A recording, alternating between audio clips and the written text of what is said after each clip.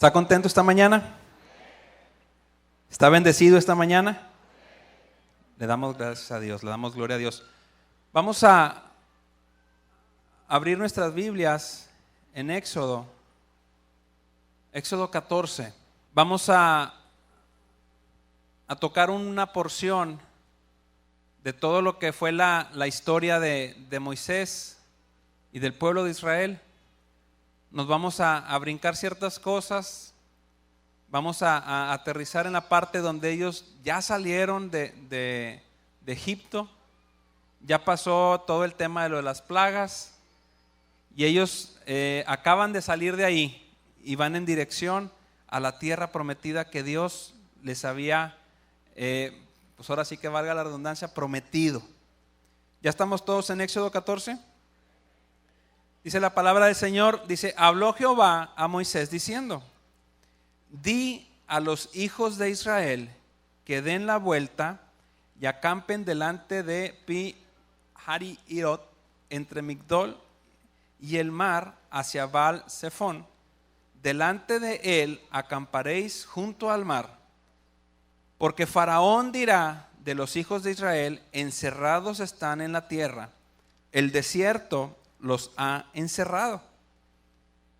Y dice: y yo endureceré el corazón del Faraón para que los siga, y seré glorificado en Faraón y en todo su ejército, y sabrán los egipcios que yo soy Jehová. Y ellos lo hicieron así. Y fue dado aviso al rey de Egipto que el pueblo huía, y el corazón de Faraón y de sus siervos se volvió contra el pueblo, y dijeron: ¿cómo hemos hecho esto de dejar ir a Israel para que no nos sirva? ¿Alguna vez has sentido que estás viviendo esa frase que dice por ahí: salí de Guatemala para entrar a Guatepeor? ¿Sí les ha pasado? Yo creo que el pueblo de Israel, si no lo dijo, porque pues Guatemala todavía no existía en ese entonces, yo les aseguro que literalmente lo pensaron, lo sintieron de esa manera. Cuando los israelitas salen para ir a la tierra que Dios les había prometido, Dios los conduce por el camino y por la forma que Él quería. Los israelitas no salieron como a ellos les hubiera gustado salir, ni anduvieron como a ellos les hubiera gustado andar. Y definitivamente su travesía por el desierto no fue ningún día de campo. ¿Saben? Algunas veces caminar por fe parece como si estuviéramos siendo llevados hacia nuestra propia destrucción. Lo vuelvo a repetir: algunas veces caminar por fe parece como si estuvieras siendo llevado hacia tu propia destrucción. ¿No les ha pasado?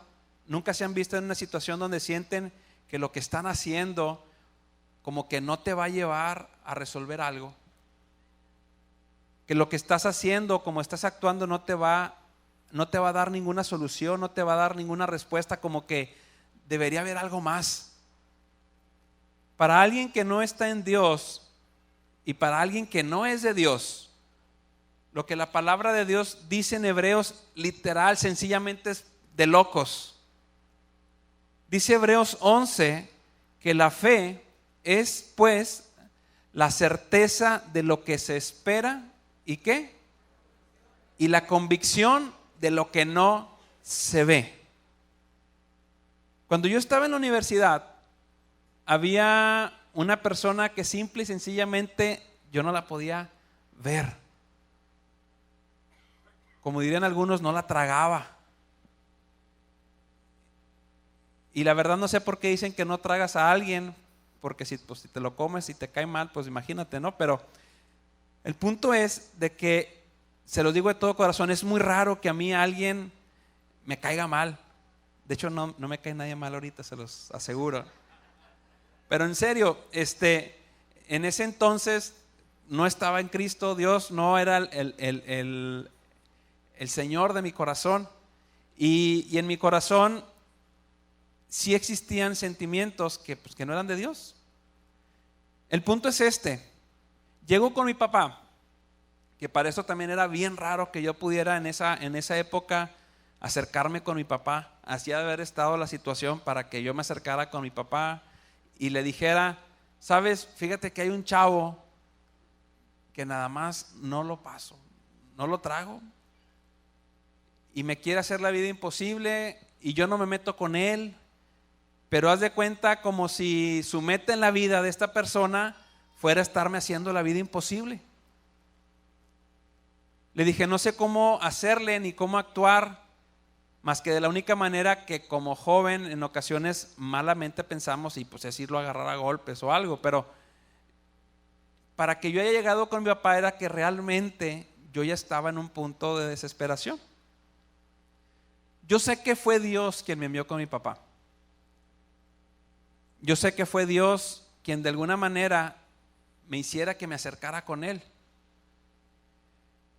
Y la respuesta de mi papá fue muy simple. La respuesta de mi papá fue muy directa, fue muy tajante, fue muy clara su instrucción. Y me dijo: ora por él. Y cuando ores por él, bendícelo. Y cuando estés orando por él, pídele a Dios que lo prospere. Pídele a Dios lo mejor para él. Pídele lo que le pedirías para tu mejor amigo, pídele lo que le pedirías para la gente que más amas. Y yo me le quedaba viendo a mi papá con cara de ¿qué? Ya se volvió loco. Si de por sí yo decía que estaba mi papá loco, y yo decía que todos los que venían al Ágape estaban locos, y decía que me caían, no, sí me caían mal mucha gente, me caían mal todos los del Ágape. Entonces voy con mi papá diciéndole: oye, está esta persona, me está tratando así, yo no me he metido con él, yo no ni lo hago en la vida, pero pues de alguna manera está ahí queriendo incomodarme, y delante de Dios tengo una paciencia muy grande, así como mi panza. Aguanto mucho, pero ya estaba llegando yo al punto en el cual ya me estaba empezando a afectar. Total que me sale mi papá con que ore por él y que lo bendiga. Saben, yo no lo sabía, pero mi papá estaba aplicando principios del significado de la fe en ese momento para mi vida. La certeza de lo que se espera. Mi papá estaba seguro del resultado de la oración. La convicción de lo que no se ve. Mi papá sabía el camino a seguir, y él sabía que cuando uno obra en obediencia y en fe, uno tiene garantizada su victoria. Cuando tú obras en obediencia y en fe, la victoria te está asegurada de parte de Dios. Pero ese era él lo sabía. A él Dios le había hablado a su corazón para que me diera esa palabra a mi vida, para que me diera esa instrucción. Y sabes, yo me sentí como el pueblo de Israel, y veía en ese entonces, que ahora lo puedo reconocer, a mi papá, me imagino cómo los israelitas vieron en ese momento también a Moisés. Pues está loco, me está mandando al matadero. Porque exactamente así se sintieron los israelitas. Te voy a explicar por qué. Los israelitas venían huyendo de para quien literalmente se había convertido en su verdugo. Si alguien conocía muy bien lo que era capaz de hacer el faraón, era el pueblo de Israel. Los israelitas se sentían como esas presas en cautiverio que logran escapar y que lo único que quieren es agarrar monte. Dios les había permitido salir de Egipto, y ellos, imagínense, esclavizados por muchos años, y tan pronto salen ahí de lo que es el portón, de las puertas, pues lo que ellos anhelaban, lo que ellos buscaban era, pues córrele, patitas, ¿para qué te quiero? Pero el punto es que en lugar de dirigirse a donde abundan las opciones para escapar en algún caso de emergencia o de dificultad, Moisés les dice, porque así Dios se lo dijo: vamos a acampar aquí nada más adelantito, pasando la garita de vigilancia del faraón. Ahí donde se ve una de esas torres de vigilancia, ahí mero, ahí entre el fuerte del faraón y el mar. Tranquilos. Dice la palabra de Dios, habló Jehová a Moisés diciendo, di a los hijos de Israel que den vuelta. Acababan de salir ellos de Egipto. Y Dios le decía a Moisés, dile al pueblo que dé vuelta y acampen delante de Pi Hariot, entre Migdol y el mar. Migdol era una fortaleza, Migdol era una guarnición, era una torre de las que tenía el faraón como un punto de vigilancia para que él pudiera saber cuando algún enemigo lo quería atacar, y él tenía ojos y oídos en todo su territorio. Entonces imagínense, Moisés le dice al pueblo de Dios, raza, nos vamos a regresar tantito y vamos a acampar ahí entre el cuartel ahí del faraón y el mar, ahí en medio, ahí nos vamos a poner. En ese momento Moisés no les había platicado completo el plan de Dios. Imagínense que aparte de lo que les estoy platicando les hubiera dicho, es que lo que quiere Dios es que el faraón piense que estamos atrapados para que se deje caer contra nosotros.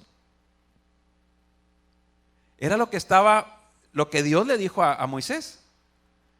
Y no solo eso, imagínense que les hubiera dicho, y Dios hará que el rey se ponga terco y que el rey se endurezca, que endurezca su corazón contra nosotros, y aparte hará que se arrepienta por habernos dejado ir y se va a venir por nosotros. Pues mejor no me ayudes, Dios. Eso hubiera pensado alguien que no tiene a Dios en su corazón. Porque dice la Biblia, les voy a leer lo que es la traducción del lenguaje actual. Dice, dile a los israelitas que regresen y acampen. Dice, yo haré que el rey se ponga terco y vaya a perseguirlos, pero cuando lo haga, destruiré su ejército y le mostraré mi gran poder. Dice, y así sabrán los egipcios que yo soy Dios. Vete a Éxodo 14:4 y vamos a leer el último renglón antes de llegar al versículo 5. ¿Ya estamos ahí? Y dice, los israelitas hicieron lo que Dios les mandó hacer. Los israelitas obedecieron lo que Dios les mandó hacer. Y cuando el rey de Egipto supo que los israelitas estaban escapando, él y sus asistentes se arrepintieron de haberlos dejado ir y dijeron, pero qué locura hemos hecho. ¿Cómo pudimos dejar que los israelitas se fueran? ¿Y ahora quién va a trabajar por nosotros? Imagínense que de repente te dicen, Dios le va a hacer pensar a Satanás que estás atrapado. Dios le va a hacer pensar a Satanás que estás huyendo. Y Dios va a permitir que Satanás se deje caer con todo lo que trae contra ti. Pero no te preocupes. Esto es solamente para que mi gloria se manifieste una vez más. Sí, Señor, pero ¿por qué conmigo? Mejor con Nati. O con el hermano que vende allá afuera, no se castigue. Él aguanta más. ¿Sabes? Faraón para los israelitas era como una especie de Satanás, porque tenía y quería tener al pueblo de Dios en esclavitud. Se negaba a dejarlos ir. Faraón luchó contra los hijos de Israel hasta que finalmente ellos pudieron salir hacia la tierra prometida, pero aún así no se rindió, porque él estaba interesado en recapturarlos. Satanás te tenía a ti y a mí esclavizado, pero Jesús nos libró de él. Y quiero recordarte algo, Satanás aún quiere volverte a capturar. Satanás anhela volverte a tener. ¿Y sabes qué? No se va a rendir y estará intentando por todos los medios posibles para que regreses a él. Para el pueblo de Israel, ese era Faraón. Tú te podrás preguntar, bueno, ¿cómo puede ser eliminado? ¿Cómo puede ser destruido ese faraón de mi vida? Dice la palabra de Dios que Dios llevó a su pueblo hasta el Mar Rojo. Y para los ojos del pueblo, para la lógica del pueblo, para el conocimiento del pueblo, Dios los estaba llevando al matadero. Los llevó a un lugar donde según ellos eran presa fácil porque estaban arrinconados. ¿Sabes? Cruzar el Mar Rojo simboliza caminar hacia una muerte segura en el pensamiento de ellos. Dios había prometido mostrar su poder y su gloria y quería mostrársela a su pueblo que Él era Dios. Por eso los quería alejar de esa seguridad que ellos tenían y llevarlos a un área donde únicamente, donde solo les quedaba confiar y depender de que Dios haría un milagro. Dice la palabra de Dios en 14:3, dice, así el rey de Egipto pensará que cuando ustedes llegaran al desierto, no supieron qué hacer y decidieron volver. Esto significa o simboliza un proceso de muerte. Y sabes, Dios nos quiere llevar ahí también a nosotros, al punto en donde lo único que quede es que confiar en que Dios hará un milagro, en que Dios tiene el control de la situación porque nosotros ya no lo tenemos. En donde verdaderamente podamos decir, ya no vivo yo, Cristo vive en mí. Y para los ojos del pueblo de Israel, el Mar Rojo significaba llegar a un callejón sin salida. Sus ojos, su lógica, los hacían sentir así acorralados. Pero ¿saben qué? Para Dios, ese mar significaba la oportunidad de poder caminar en fe y ver cómo Él es capaz y suficiente para dar la victoria. Esa victoria que tus ojos no pueden ver. Cruzar el Mar Rojo es una acción por la cual confías en la gracia de Dios. Cuando nosotros cruzamos nuestro propio mar, no vamos a estar dependiendo del dinero, no vamos a depender de los amigos, no vamos a depender de la familia, no vamos a depender de ninguna forma natural de ayuda. Acompáñame al Salmo 20. Salmo 20, vamos a leer el 7 y el 8. Cuando ya estemos todos ahí me dicen amén, para saber que estamos todos juntos. Amén. Dice, algunos confían en sus carros de guerra, otros confían en sus caballos, pero nosotros solo confiamos en nuestro Dios. Esa gente tropezará y caerá, pero nosotros nos levantaremos y seguiremos de pie. ¿Sabes? Así como el faraón, Satanás no puede cruzar el Mar Rojo. Así como faraón, Satanás no puede cruzar detrás de ti ese mar. Satanás podrá perseguirte, Satanás podrá acosarte, pero hay ciertos lugares a los cuales Satanás no puede ir. Satanás no es conocedor de todo, ni Satanás es todopoderoso. Y sabes, Satanás no puede habitar en la luz. Y lo que tú y yo necesitamos es ir y permanecer en donde Él no pueda estar.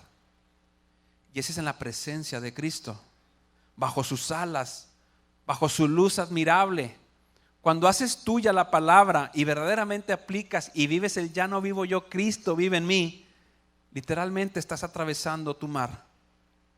Y esto se debe a que estás pasando ese proceso de muerte y de despojarte de lo que tú consideras que es lo que te está ayudando y empezar a depender completamente de Dios. Cuando cruzas ese mar, entregas tu lógica. Cuando cruzas ese mar, entregas tus conocimientos, entregas tu sabiduría y te pones simple y sencillamente en las manos de Dios. Y sabes, el propósito de Satanás es mantenerte alejado del llamado que Dios te ha hecho. El propósito de Satanás es alejarte de Dios. Sabes, cuando el pueblo de Dios cruzó el Mar Rojo, Dios eliminó al faraón y a todo su ejército. De la misma manera, cuando tú mueres a ti mismo y tus deseos y mueres a tus necesidades y a tus aspiraciones y cruzas en fe tu mar, Dios se encarga de tus necesidades y de tus problemas. Dice la palabra del Señor en 1 Corintios 10:10, porque no quiero, hermanos, que ignoréis que nuestros padres todos estuvieron bajo la nube y todos pasaron el mar, y todos en Moisés fueron bautizados en la nube y en el mar. Y así fue como los hijos de Dios se deshicieron de todo. Sus enemigos sacrificando su vida, negándose a sí mismo y muriendo a su lógica. Y en ese momento, cuando el pueblo de Israel se negó y murió y se dio cuenta que estaba acorralado y que solamente dependía de Dios y le dejaron a Dios el control, Dios comenzó a pelear por ellos. Cuando no tienes miedo de sacrificarte y de caminar en el mar, cuando mueres en Cristo, sabes, todos tus enemigos, todas las situaciones caerán detrás de ti. Gálatas 2:20. ¿Ya estamos ahí? Dice: con Cristo estoy juntamente crucificado, y ya no vivo yo, mas vive Cristo en mí, y lo que ahora vivo en la carne, lo vivo en la fe del Hijo de Dios, el cual me amó y se entregó a sí mismo por mí. ¿Sabes? Si los israelitas se hubiesen quedado del otro lado del mar, o sea, no lo hubieran atravesado por miedo, el faraón los hubiera capturado otra vez y probablemente hubiera matado a muchos. Y sabes, así estamos muchos de nosotros. Muchos de nosotros morimos a causa de las cosas a las cuales les tenemos miedo. Job 3:25 dice: porque el temor que me espantaba me ha venido y me ha acontecido lo que yo temía. La versión de Dios habla hoy dice: todo lo que yo temía, lo que más miedo me causaba, ha caído sobre mí. Muchos de nosotros nos asustamos, muchos se asustan cuando Dios te llama y Dios te da una instrucción y Dios te da una orden y Dios te dice para dónde ir.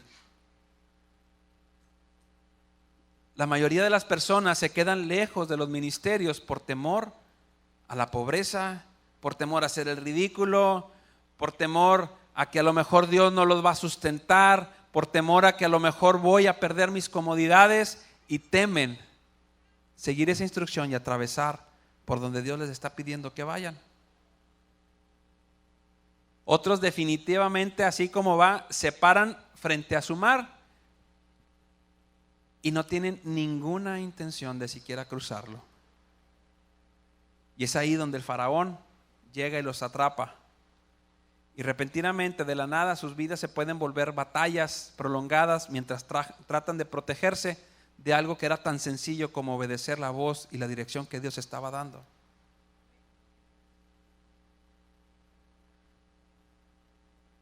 Satanás quedará asombrado cuando te vea atravesar tu mar. Cuando tú entregas a Dios tu vida y cruzas tu mar, cuando tú le entregas tu futuro a Él y cruzas, Satanás se para en la orilla literalmente y aquí está la orillita y dice: no lo puedo creer que este se aventó. No puedo creer que Pedro esté rindiendo su vida a Dios. No puedo creer que Paco hiciera caso. Yo pensé que aquí lo iba a agarrar, pero ya no puedo pasar yo ahí. ¿Por qué? Porque la presencia de Dios está allá. Satanás sabe hasta dónde. Satanás conoce sus límites. Y Satanás se va a quedar ahí cruzadito de brazos, incrédulo de ver cómo los hijos de Dios, por fe, empiezan a obedecer y empiezan a atravesar ese mar. Él sabe que Él no puede seguirte a través de tu entrega a Dios. Él recuerda cómo pereció cuando trató de seguir a Moisés y se lamenta: Satanás perderá control sobre ti cuando tú renuncies a todo por Dios. Satanás perderá el control sobre ti cuando tú renuncies a todo por Dios. Mire, Satanás no pierde el control sobre usted porque usted venga aquí a la congregación, se siente, alabe a Dios y escuche. Satanás no pierde el control sobre usted después de que usted haya estado conviviendo con hermanos en la congregación. Satanás pierde el control sobre tu vida cuando tú decides, por fe y en obediencia, seguir a Cristo y atravesar esos mares que Dios te está pidiendo que atravieses. Mientras tú te pares ahí y te niegues a entrar, Satanás tendrá acceso a ti. Mientras tú te niegues a morir y a rendirle lo que le tengas que rendir a Dios, Satanás siempre va a estar con la oportunidad de poder robar, de poder matar y de poder destruir. Pero recuerda algo en esta mañana: Satanás sabe que no puede seguirte a través de lo que tú le entregas a Dios. Satanás sabe que él no puede entrar a ese mar a buscarte, porque sabe que será derrotado. En ocasiones podrás sentir que no solo Satanás te ataca, nunca falta quien quiera hacer flaquear tu fe. Hay veces que hasta tus mismos hermanos en la congregación sueltan una palabra o emiten un juicios santos, por supuesto, hacia tu persona o hacia tu manera de actuar. Pero en todo momento tú glorifica a Dios. En todo momento dale gloria y honra al único que la merece. Amén. Dicen que había una vez un profesor cristiano que iba a enseñar precisamente lo que era la lección del paso del Mar Rojo, y que había en la clase un estudiante cristiano, el cual era una persona muy elocuente, muy emotiva, de esos pues, que casi aquí no hay. Y desde el momento en el que se sentó este alumno en el salón, comenzó a hablar con sus compañeros del gran milagro que iban a estudiar ese día. Pero antes de continuar, te voy a invitar a Éxodo 14:22 para que leamos una parte del pasaje en cuestión, para que tengas una idea de lo que iban a ver en ese salón de clases ese día. Éxodo 14:22. Amén.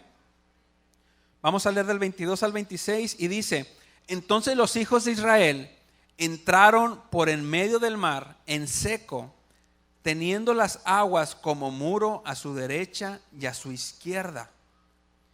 Y siguiéndolos, los egipcios entraron tras ellos hasta la mitad del mar, toda la caballería de Faraón, sus carros y su gente de a caballo. Aconteció a la vigilia de la mañana que Jehová miró el campamento de los egipcios desde la columna de fuego y nube, y trastornó el campamento de los egipcios, y quitó las ruedas de sus carros y los trastornó gravemente. Entonces los egipcios dijeron: huyamos de delante de Israel, porque Jehová pelea por ellos contra los egipcios. Y Jehová dijo a Moisés: extiende tu mano sobre el mar para que las aguas vuelvan sobre los egipcios, sobre sus carros y sobre su caballería. Entonces Moisés extendió su mano sobre el mar, y cuando amanecía, el mar se volvió en toda su fuerza, y los egipcios al huir se encontraban con el mar, y Jehová derribó a los egipcios en medio del mar, y volvieron las aguas y cubrieron los carros y la caballería, y todo el ejército del faraón que había entrado tras ellos en el mar, no quedó de ellos ni uno.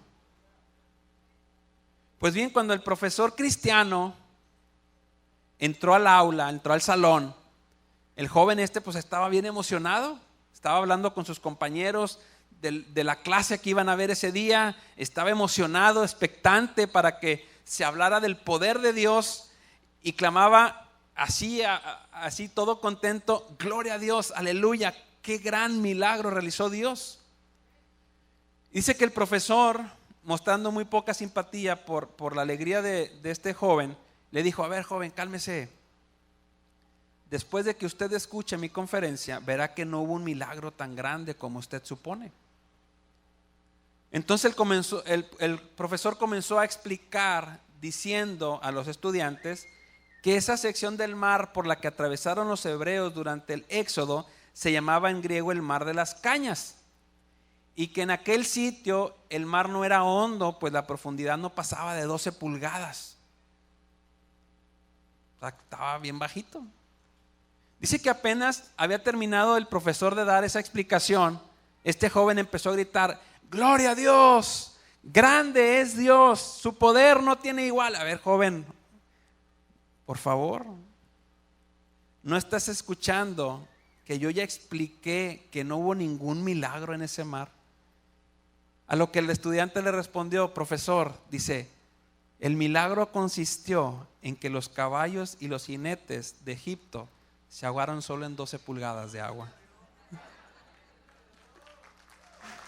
Mis ojos siempre puestos en lo que Dios hace. Mis ojos siempre puestos en lo que Dios me diga, no en lo que la gente diga, no en lo que la gente hable. No era un secreto por parte del pueblo de Israel que el Mar Rojo significaba un obstáculo difícil de vencer. Pero no hay obstáculo grande para aquel que ha sido escogido por Dios. ¿Cuántos se saben escogidos por Dios en esta mañana? ¿Cuántos se saben escogidos por Dios? ¿Realmente te sientes escogido por parte de Dios? La pregunta en esta tarde entonces es: ¿cuál es el obstáculo que tienes enfrente de ti que te impide pasar al otro lado del mar? ¿Cuál es el obstáculo que tienes enfrente de ti que te impide pasar al siguiente nivel de excelencia al cual Dios quiere llevarte? Ya me dijiste, tú solo has reconocido y tú solo has declarado que te sabes y lo eres escogido por parte de Dios. ¿Qué necesito para poder pasar al otro lado? Para pasar al otro lado necesitamos confesar palabras de victoria y no de derrota. Muchas veces nos las pasamos declarando palabras de derrota y de desánimo en nuestras vidas y nadie más lo hace. Nosotros mismos somos los que nos estamos diciendo. Romanos 10:10 dice: porque con el corazón se cree para justicia, pero con la boca se confiesa para salvación. Nuestras palabras tienen poder, por eso tenemos que hablar palabras de vida siempre y no de muerte. Para pasar al otro lado necesitamos vencer obstáculos. Y uno de los obstáculos más grandes que le impedían a Moisés pasar al otro lado eran sus propios temores y sus propios complejos. Moisés era un hombre acomplejado. Moisés era un hombre que desde un principio le puso a Dios el pretexto de que cómo él iba a ir a hablar con el pueblo si él era alguien pues que no se le daba muy bien eso de hablar, tartamudeaba. ¿Sabes? Hoy en día habemos miles de Moiséses, hay miles de Moiséses que ponen mil excusas para no hacer la voluntad de Dios. Habemos muchos que por miedo no hacemos lo que Dios nos ha mandado y llamado a hacer. Y prefieren perderse la bendición y prefieren estar peleando con Satanás todos los días y luchando con él y batallando con él por miedo a fallar o equivocarse. ¿Sabes? Tener miedo o tener un complejo no es pecado. Pero si ese miedo o ese complejo te impide hacer la voluntad de Dios, cuidado. Porque Dios ha manifestado lo que tiene para ti. Y la Biblia dice que lo malo está en aquel que sabiendo hacer lo bueno, no lo hace. Es importante que puedas identificar lo que te impide pasar ese mar, llegar a ese otro nivel. Es importante que tú medites y puedas, a lo mejor una enfermedad, a lo mejor tus finanzas, a lo mejor tus complejos, a lo mejor problemas que tuviste en el pasado, a lo mejor tu pecado, tu orgullo. Pero en esta mañana Dios nos quiere decir cuáles son los requisitos que necesitamos cumplir para poder atravesar nuestros mares rojos personales. El primero es obedecer. La obediencia nos ayuda a vencer todo obstáculo. Moisés, por su obediencia, pudo vencer sus temores y complejos y de ese modo pudo hacerle frente al faraón. Ya no eran importantes sus defectos porque Moisés estaba obedeciendo la voz que le había hablado en la zarza. ¿Sabes? La obediencia te da confianza, porque empiezas a ver cómo Dios es capaz y cómo Dios es suficiente. ¿Qué era lo que Moisés tenía en su mano? ¿Qué tenía? Ok, para el que ve las cosas de una manera natural, pues ¿qué es una vara? Un palo, ¿verdad? Para alguien no puede significar mucho, ¿verdad? Pero sabes, esa era la herramienta que Dios utilizaría para hacer los milagros más maravillosos en ese momento. Dios ha puesto en tus manos cosas con las cuales tú podrás hacer mucho, siempre y cuando lo obedezcas. Si hasta el día de hoy tú has sido de los que han visto con sus ojos carnales, no, Señor, pues si veme gordito y feo y luego no sé ni hablar y esto, y empiezas a limitarte tú mismo y no te das cuenta que el que va a hacer la obra no eres tú, sino es Dios, y que lo único que Él necesita es que tú te prestes y que tú obedezcas. Es ahí donde vas a empezar a poder vivir esa vida en victoria que Él desea y que Él quiere darte. Para el ojo humano una vara es un palo, pero ese palo, esa vara en las manos de Dios era una arma poderosa. ¿Qué más necesito? Aparte de obedecer, necesito ser paciente. Muchas veces las situaciones nos ahogan y lo que nosotros necesitamos en esos momentos es esperar y confiar en Dios. Cuando Dios nos cambia los planes, normalmente nos desesperamos. Cuando Dios me cambia algo que supuestamente yo ya creía como un hecho, cuando Dios me mueve lo que supuestamente ya estaba ordenado, nos desesperamos. Y en esta tarde Dios quiere decirte: confía en mí. ¿Qué más necesito? Definitivamente la presencia de Dios en tu vida. Moisés, en la negativa de aceptar el llamado de Dios, hizo evidente sus limitaciones, pero Dios prometió darle autoridad y poder para poder hacer esos milagros. ¿Sabes? La presencia de Dios en tu vida te convierte de un ser ordinario a un ser extraordinario. Acompáñame a 2 Corintios 3.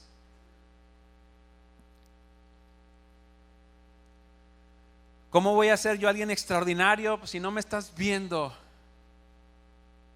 ¿Cómo voy a ser yo alguien extraordinario si tengo tantos defectos y tantos errores? 2 Corintios 3, 5, amén. 2 Corintios 3, 5, amén.